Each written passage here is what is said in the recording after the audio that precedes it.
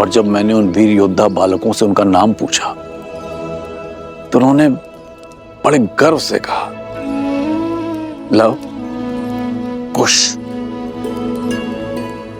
Love कुश? हाँ सुने, रूप में लव कुश,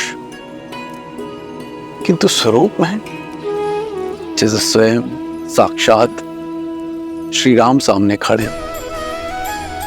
दो तन एक मन। घास के तिनके से एक भाग कठोर और तीखा तो दूसरा भाग सरल और कोमल।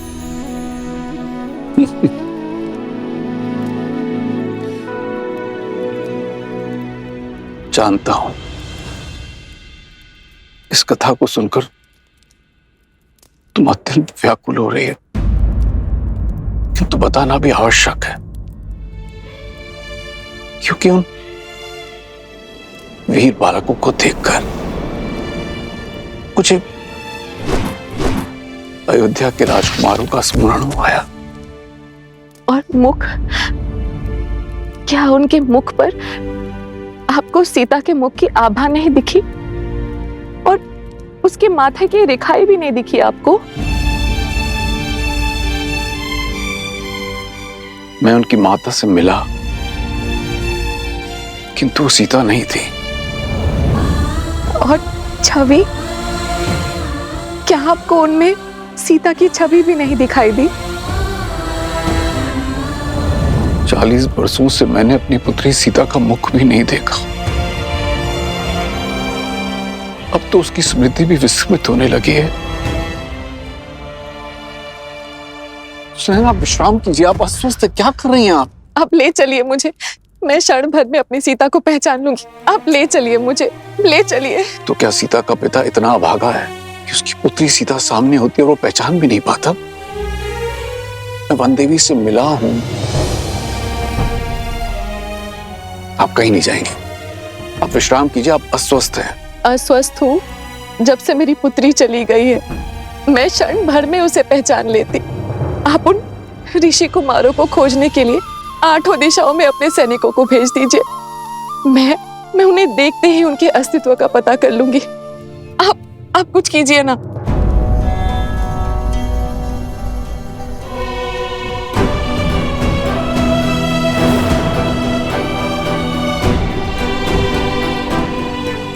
मैं खोजूंगी अपनी सीता को।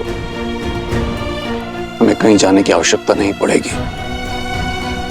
मैं उन दोनों धनुर्धरों को यहाँ मिथिला लाने का प्रबंध करता हूं।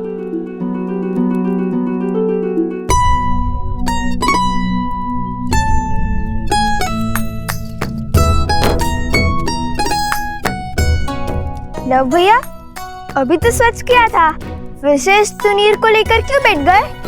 क्योंकि हमें इस तुनीर को ससम्मान मिथिला के महाराज जनक को लौटाना है। आओ, तुम भी हाथ बटाओ। जब लौटाने जाएंगे तब साफ भी कर लेंगे ना।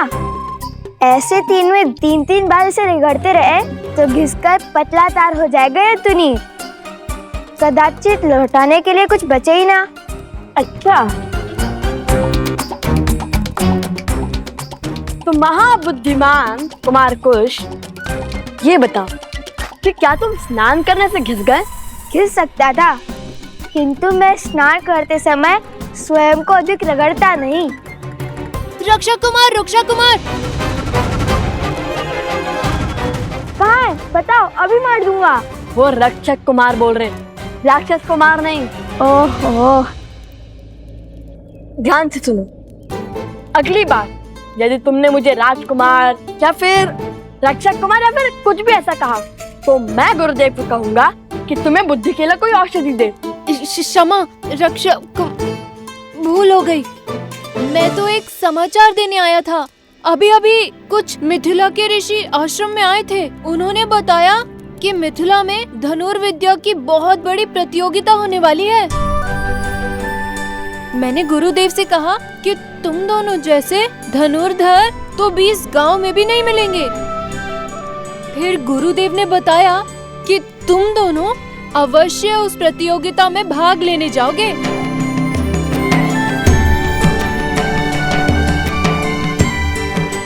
अब केवल भगवान वाल्मीकि की आज्ञा शेष है। लो, महाराज जनक को चुन्नी लौटाने का अवसर मिल गया। हम मिथिला जाएंगे भैया। अवश्य जाएंगे। तो रुक क्यों गए?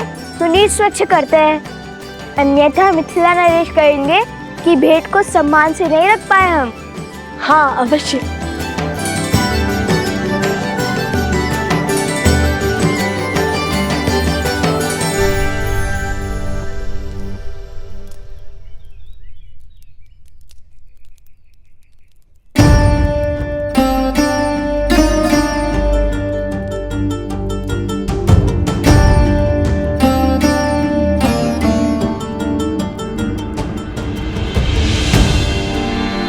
प्रणाम ऋषिवर।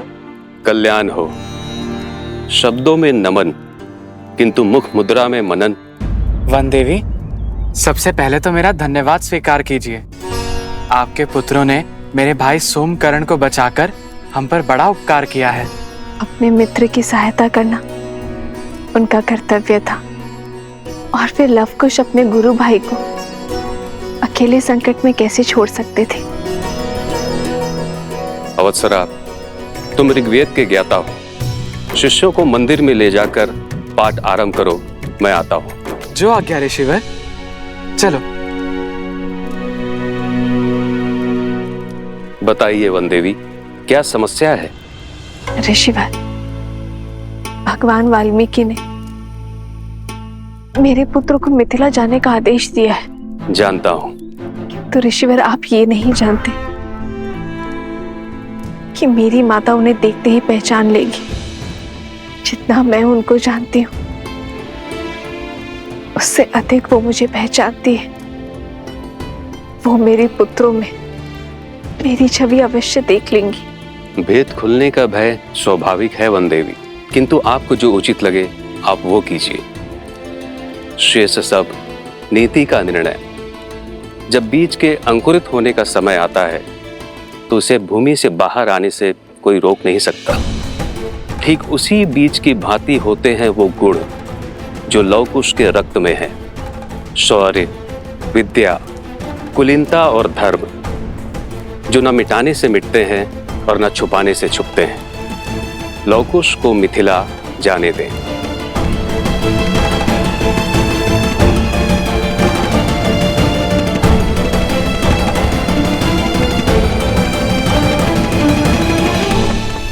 मिथिला स्वयं जाना आवश्यक है प्रभु।